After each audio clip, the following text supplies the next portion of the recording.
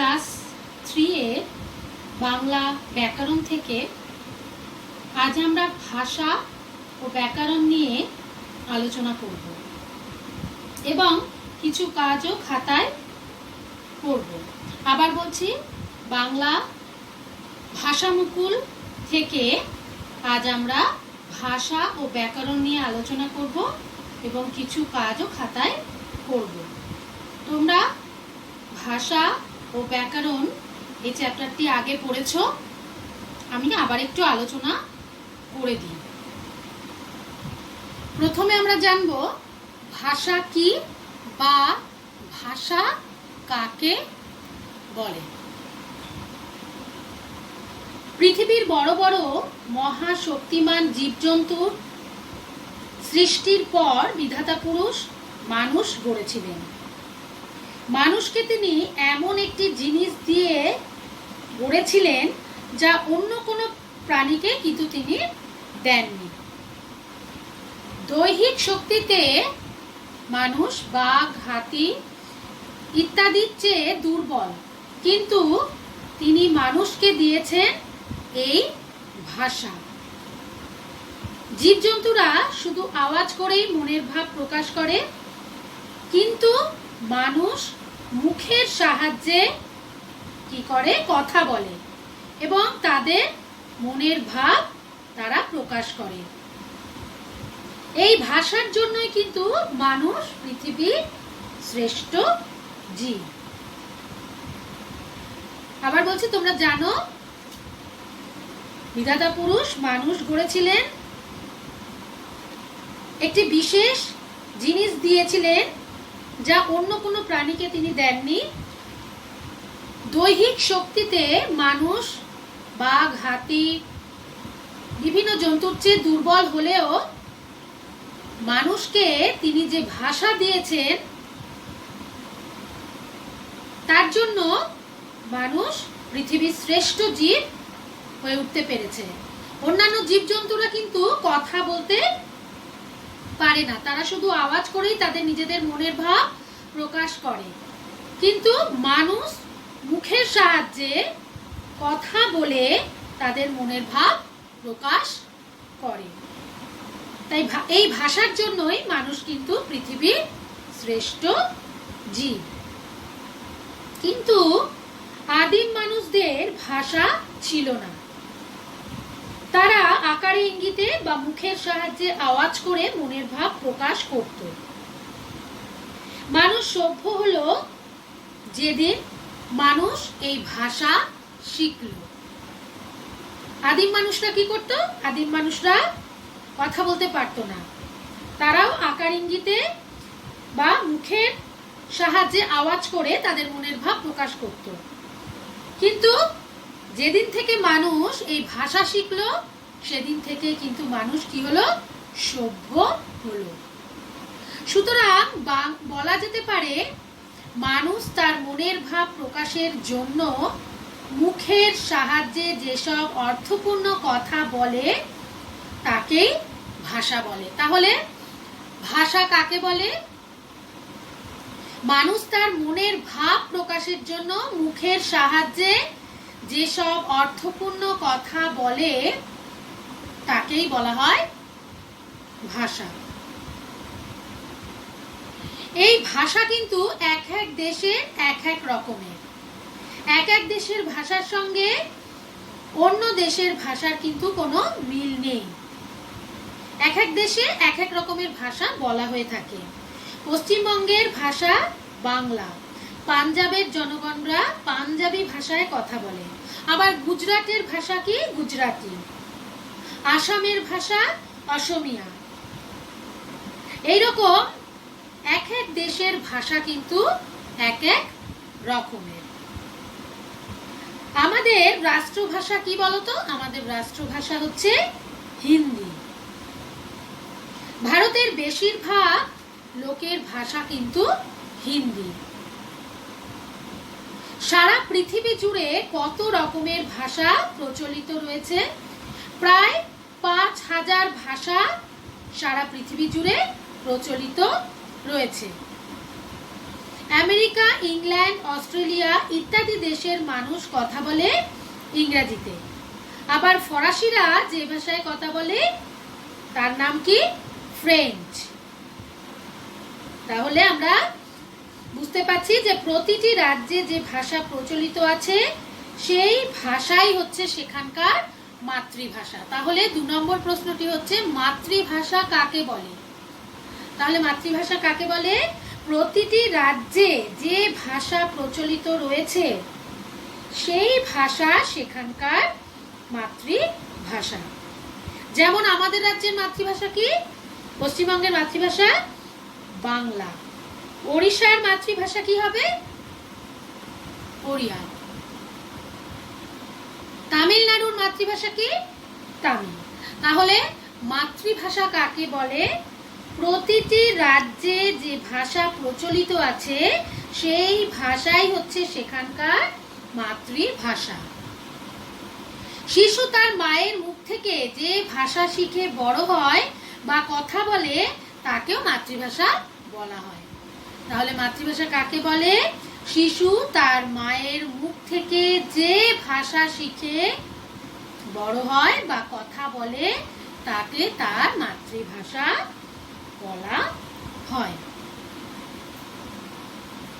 এবার বলি ব্যাকরণ কাকে বলে? যে বই পড়লে ভাষাকে শুদ্ধভাবে বলতে ও শিখতে পারা যায় তাকে ব্যাকরণ বলে। আবার বলি, যে বই পড়লে ভাষাকে শুদ্ধভাবে বলতে বা লিখতে পারা যায় তাকে ব্যাকরণ বলে। প্রত্যেক ভাষায় কিন্তু একটি করে ব্যাকরণ রয়েছে। ভারতের প্রাচীনতম ভাষা হলো সংস্কৃত। এই ভাষার ব্যাকরণ লিখে অষ্টাধ্যায়ী অর্থাৎ পাণিনি বিখ্যাত হয়েছেন। আমরা বাঙালিরা তাই আমাদের ব্যাকরণের নাম বাংলা ব্যাকরণ। আমরা বাঙালি তাই আমাদের ব্যাকরণের নাম কি? বাংলা ব্যাকরণ। ইংরেজদের ব্যাকরণের নাম ইংলিশ গ্রামার। ভারতে কম বেশি 1662টি ভাষা রয়েছে। তাদের মধ্যে প্রধান ভাষা কটি? প্রধান ভাষা 18টি। তাহলে ব্যাকরণ কি? যে বই পড়লে ভাষাকে শুদ্ধভাবে বলতে ও লিখতে পারা যায় তাকেই বলা হয় ব্যাকরণ। প্রত্যেক ভাষায় একটি করে ব্যাকরণ রয়েছে। আমরা বাঙালি তাই আমাদের ব্যাকরণের নাম বাংলা ব্যাকরণ। ইংরেজদের ব্যাকরণের নাম কিন্তু ইংলিশ গ্রামার। তাহলে ভারতে কম বেশি কটি ভাষা রয়েছে? 1652টি ভাষা রয়েছে। তাদের মধ্যে প্রধান ভাষা 18টি। কটি ভাষা রয়েছে কম বেশি? ভারতে 1652টি। আর প্রধান ভাষা কটি? 18টি। এবার আমরা জানব মাতৃভাষায় ব্যাকরণ পড়ার প্রয়োজনীয়তা কি। এবার আমরা মাতৃভাষায় ব্যাকরণ পড়লে কি সুবিধা তা জানব। মাতৃভাষাকে যখন শুদ্ধভাবে লেখা ও বলা হয় তখন ব্যাকরণ পাঠের প্রয়োজন হয়। মানুষ শুধু কথা বলার জন্য মাতৃভাষা ব্যবহার করে না। ভাষাকে শুদ্ধভাবে লিখতে গেলে ব্যাকরণ অবশ্যই পড়তে হবে। এই জন্য মাতৃভাষার ব্যাকরণ পাঠ খুবই জরুরি। তাহলে মাতৃভাষার ব্যাকরণ পড়ার প্রয়োজনীয়তা কি? মাতৃভাষাকে যখন শুদ্ধভাবে লেখা ও বলা হয় তখন ব্যাকরণ পাঠের প্রয়োজন হয়। মানুষ শুধু কিন্তু কথা বলার জন্য মাতৃভাষা ব্যবহার করে না। ভাষাকে শুদ্ধভাবে লিখতে গেলে আমাদের ব্যাকরণ পড়তে হয়। এই জন্য মাতৃভাষায় ব্যাকরণ পাঠ কিন্তু খুবই জরুরি। আমি আরেকবার একটু বলে দিচ্ছি ভাষা কাকে বলে। মাতৃভাষা কাকে বলে এবং ব্যাকরণ কাকে বলে। প্রথমে বলি ভাষা কাকে বলে। মানুষ তার মনের ভাব প্রকাশের জন্য মুখের সাহায্যে যেসব অর্থপূর্ণ কথা বলে তাকেই বলা হয় ভাষা। ভাষা কাকে বলে? মানুষ তার মনের ভাব প্রকাশের জন্য মুখের সাহায্যে যেসব অর্থপূর্ণ কথা বলে তাকেই বলা হয় ভাষা। এবার বলি মাতৃভাষা কাকে বলে। শিশু তার মায়ের মুখ থেকে যে ভাষা শিখে বড় হয় বা কথা বলে তাকে বলা হয় মাতৃভাষা। এছাড়া প্রতিটি রাজ্যে যে ভাষা প্রচলিত রয়েছে সেই ভাষাই হচ্ছে সেখানকার মাতৃভাষা। আবার বলি শিশু তার মায়ের মুখ থেকে যে ভাষা শিখে বড় হয় বা কথা বলে তাকেই বলা হয় মাতৃভাষা। আর প্রতিটি রাজ্যে যে ভাষা প্রচলিত আছে সেই ভাষাই সেখানকার মাতৃভাষা। যেমন আমাদের রাজ্যের মাতৃভাষা বাংলা, ওড়িশার মাতৃভাষা ওড়িয়া, তামিলনাড়ুর মাতৃভাষা তামিল। এবার বলি ব্যাকরণ কাকে বলে। ব্যাকরণ কাকে বলে? যে বই পড়লে ভাষাকে শুদ্ধভাবে বলতে ও শিখতে পারা যায় তাকে ব্যাকরণ বলে। যে বই পড়লে ভাষাকে শুদ্ধভাবে বলতে বা লিখতে পারা যায় তাকে ব্যাকরণ বলে। প্রত্যেক ভাষায় একটি করে ব্যাকরণ আছে। ভারতের প্রাচীনতম ভাষা জানো তোমরা কি? সংস্কৃত।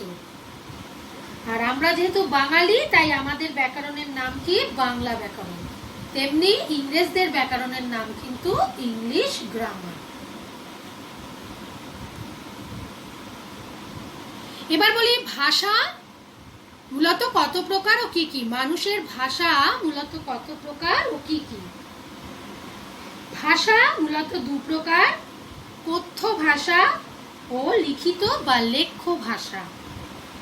ভাষা মূলত দু প্রকার, কথ্য ভাষা ও লিখিত বা লেখ্য ভাষা। আমরা কথা বলার সময় যে ভাষা ব্যবহার করি তাকে বলা হয় কথ্য ভাষা। আর লেখার সময় যে ভাষা ব্যবহার করি তাকে বলা হয় লেখ্য ভাষা। তাহলে কথ্য ভাষা আর লেখ্য ভাষা কাকে বলে?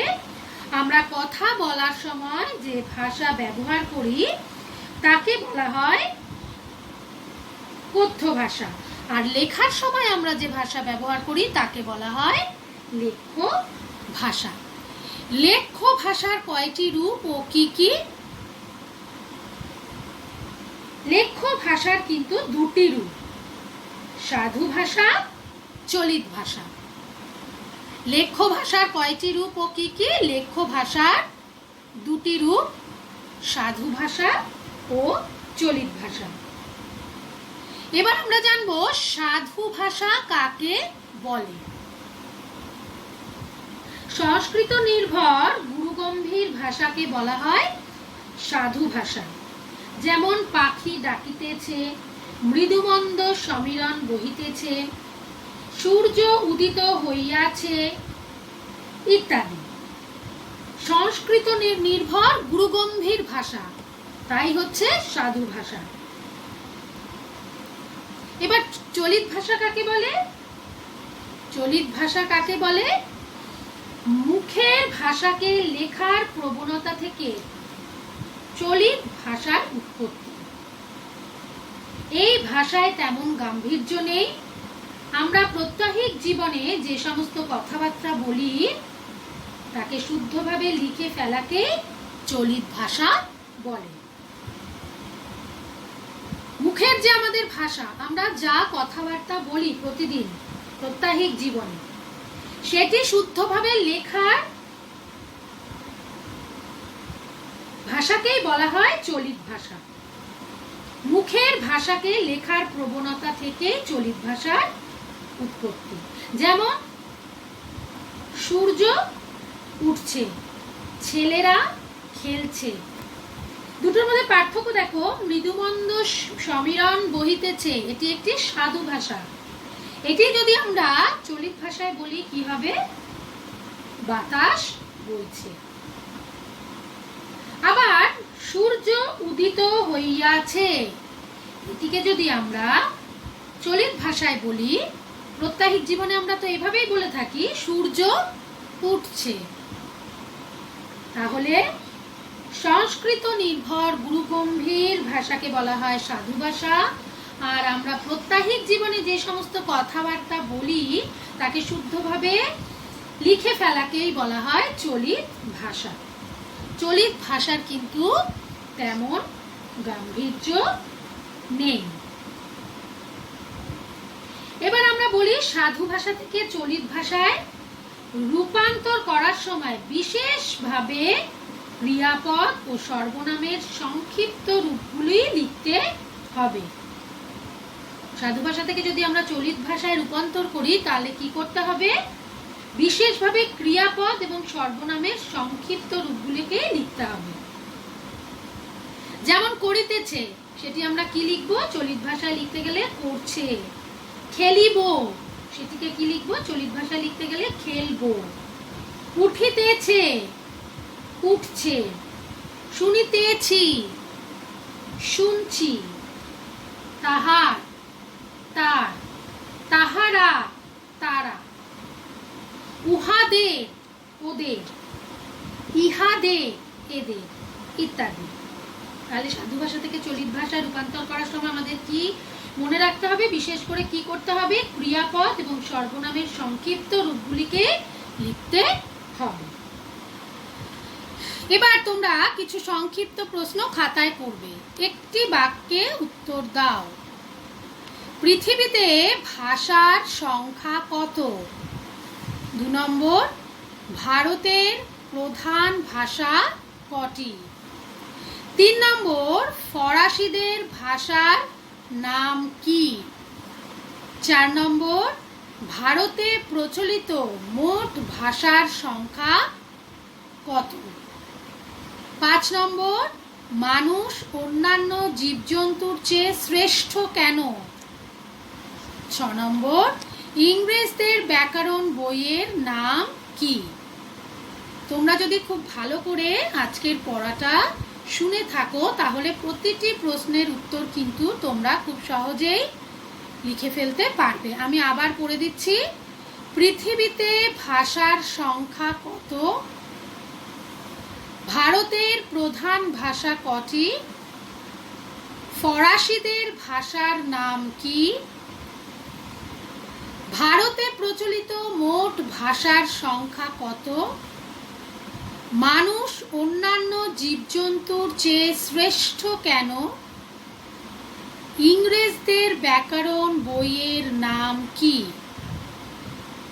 প্রতিটি প্রশ্নের উত্তর তোমরা খাতায় লিখবে। এখানে দেখো 1 নম্বরে আছে পৃথিবীতে ভাষার সংখ্যা কত, আর 4 নম্বরে দেখো ভারতে প্রচলিত মোট ভাষার সংখ্যা কত। দুটির পার্থক্য নিশ্চয়ই তোমরা বুঝতে পেরেছো। সাধু ভাষা ও চলিত ভাষা আলাদা করে লেখো, অর্থাৎ তোমরা এই বাক্যগুলির পাশে কোনটি সাধু ভাষা এবং কোনটি চলিত ভাষা সেটা তোমরা লিখবে। 1 নম্বর, পাখি ডাকিতেছে। 2 নম্বর, সূর্য উঠছে। 3 নম্বর, বাতাস বইছে। 4 নম্বর, সূর্য উদিত হইয়াছে। 5 নম্বর, গগনে মেঘ জমিয়াছে। 6 নম্বর, তারা মাঠে খেলছে। 7 নম্বর, চাঁদ উঠেছে, ফুল ফুটেছে। 8 নম্বর, মৃদুমন্দ সমীরণ বহিতেছে। এই যে বাক্যগুলো, এই বাক্যগুলো পাশে তোমরা লিখবে কোনটি কি ভাষায় লেখা হয়েছে। পাখি ডাকিতেছে, পাশে লিখবে এটি কি ভাষায় লেখা হয়েছে, সাধু ভাষা না চলিত ভাষা। তেমনি সূর্য উঠছে, তার পাশে লিখবে এটি সাধু ভাষা না চলিত ভাষা। 3 নম্বর, বাতাস বইছে, পাশে লিখবে এটি চলিত ভাষা না সাধু ভাষা। 4 নম্বর, সূর্য উদিত হইয়াছে, এর পাশে লিখবে এটি সাধু ভাষা না চলিত ভাষা। গগনে মেঘ জমিয়াছে, 6 নম্বর তারা মাঠে খেলছে, পাশে লিখবে এটি চলিত ভাষা না সাধু ভাষা। 7 নম্বর চাঁদ উঠেছে ফুল ফুটেছে। 8 নম্বর মৃদুমন্দ সমীরণ বইতেছে। তোমরা প্রতিটি কাজ খাতায় করবে। আশা করি আজকের পড়া তোমরা বুঝতে পেরেছো। Thank you students.